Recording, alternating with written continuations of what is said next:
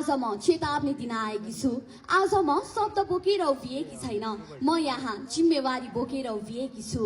एक कठोर सत्य लिएर अनुशासन बिनाको स्वतन्त्रता अराजक हुन्छ।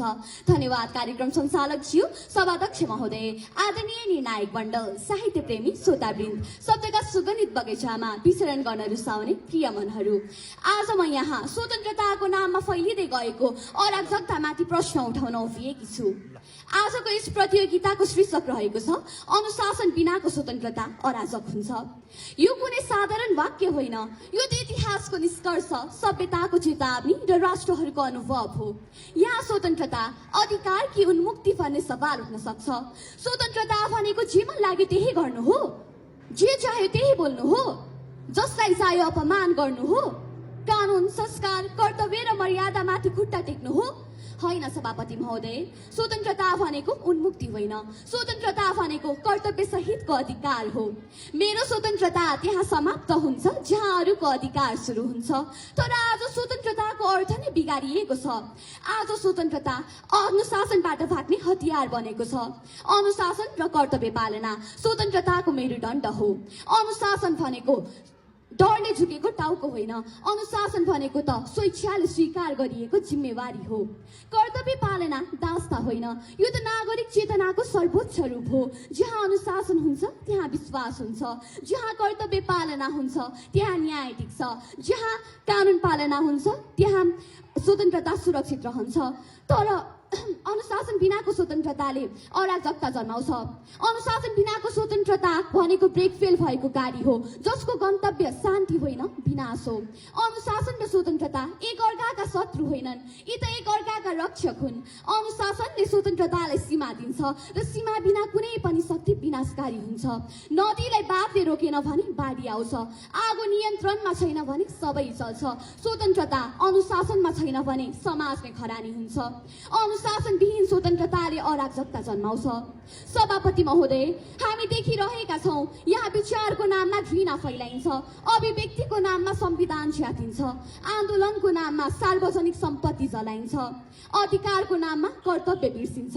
कानुन मान्न नचाहनेहरू भन्छन् यो त हाम्रो स्वतन्त्रता हो। तर प्रश्न उठ्छ महोदय, के स्वतन्त्रताले अरूको स्वतन्त्रता लुट्ने अधिकार दिन्छ? यदि सबैले नियम तोडे, यदि सबैले आफूलाई सर्वोपरि ठाने, यदि सबैले म नै सत्य हुँ भने त्यसपछि राज्य होइन जङ्गल शासन सुरु हुन्छ। उपस्थित महानुभावहरू, आजको विश्वमा जेनजी पुस्ता न्याय र स्वतन्त्रताको झण्डा बोकेर उभिएको छ। प्रश्न उठाउनु गलत होइन, असहमति राख्नु अपराध होइन, परिवर्तन चाहनु विद्रोह होइन। तर जब त्यो स्वतन्त्रताको आन्दोलन अनुशासनविहीन हुन्छ, त्यो आन्दोलन क्रान्ति होइन अराजकता बन्छ। विश्वका सडकहरू चलिरहेका छन्, विश्वविद्यालयहरू युद्धभूमि बनेका छन्, सोसल मिडिया न्यायाधीश बनेको छ, जहाँ प्रमाण होइन भावनाले फैसला गर्छ। आज विचार होइन भिड शक्तिशाली छ, आज सत्य होइन भाइरल जित्छ। स्वतन्त्रताको नाममा संवाद मरेको छ, धैर्य मरेको छ र सहिष्णुता घुमेको छ। महोदय, इतिहास साक्षी छ। फ्रान्सेली क्रान्तिले स्वतन्त्रताको नारा लगायो, तर जब अनुशासन हरायो त्यसले आतंकको शासन जन्मायो। आज पनि जहाँ आन्दोलन दिशाहीन हुन्छ त्यहाँ हिंसा जन्मिन्छ, जहाँ नेतृत्व जिम्मेवारी हुँदैन त्यहाँ राष्ट्र कमजोर हुन्छ। यदि नैतिकता बिनाको स्वतन्त्रताको प्रयोग गरियो भने त्यो स्वतन्त्रता आफैको ज्यान खन्ने औजार बन्छ। सभापति महोदय, हामी कता जाँदैछौँ आफैले हामी प्रश्न सोधौँ।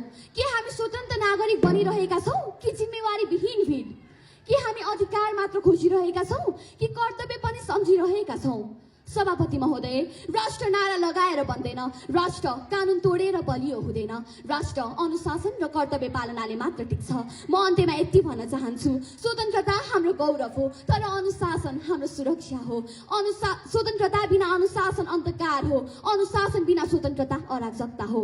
यदि हामीले स्वतन्त्रतालाई अनुशासनसँग नजोड्ने हो भने हामी भविष्यलाई अस्थिरताको आगोमा ढकेल्दैछौँ। त्यसैले स्वतन्त्र बनौँ तर अनुशासित बनौँ, स्वतन्त्र बनौँ तर अनुशासित बनौँ, साहसी बनौँ तर अनुशासित बनौँ। आवाज उठाउँ तर विवेक नछोडौँ, किनकि अनुशासन बिनाको स्वतन्त्रता अन्ततः राष्ट्रकै विरुद्ध उभिन्छ। त्यसैले फेरि एकपटक गर्जिएर भन्छु, अनुशासन बिनाको स्वतन्त्रता अन्ततः राष्ट्रलाई अराजकतामा ढकेल्छ। धन्यवाद। जय राष्ट्र।